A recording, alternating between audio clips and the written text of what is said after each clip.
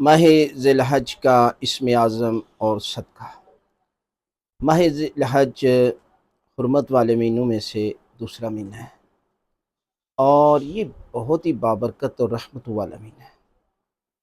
قرآن مجید میں اس کو ایام معلومات کہا گیا، اور بالخصوص پہلے 10 دن اس میں راتوں میں عبادت کرنا، وہ نماز کے جو 2 رکعتی نماز ہے، اور پہلے 9 دن روزہ رکھنا، پورے سال پوری زندگی روزہ رکھنے کے اجر و ثواب جتنا پروردگار جو ہے وہ اس کو ثواب عطا کرتا ہے۔ اب جو ہے وہ بہترین اسم اعظم کیا ہے اس مہینے میں؟ اس مہینے میں 3 عیدیں آ رہی ہیں: عید الاضحیٰ، عید غدیر، عید مبالہ۔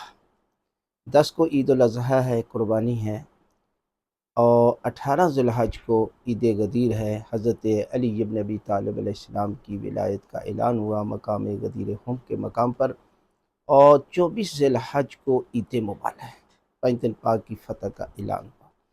لہٰذا یہ سارا مہینہ بابرکتوں اور رحمتوں کا مہینہ ہے۔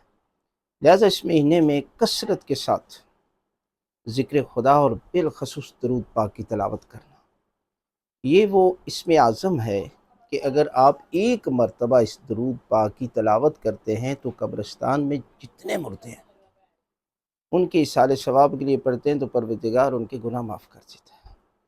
اور یہ وہ ذکر ہے کہ جس کے بغیر کسی کی نماز قبول نہیں ہوتی۔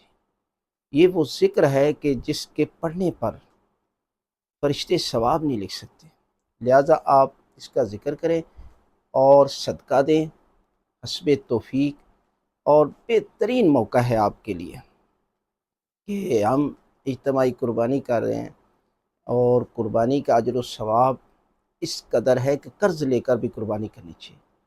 اور قربانی کرنے والا جب جانور کو ذبح کرتا ہے تو اس کا خون زمین پر گرنے سے پہلے پروردگار اس شخص کے گناہ معاف کر دیتے ہیں۔ اب مہنگائی کا دور ہے، آپ کہیں گے ہم تو اس ثواب سے محروم ہو گئے۔ نہیں، آپ اجتماعی قربانی میں ہمارے ساتھ شامل ہوں، اور 500، 100، 1000 روپیہ بھی دے کر اجر و ثواب کما سکتے ہیں۔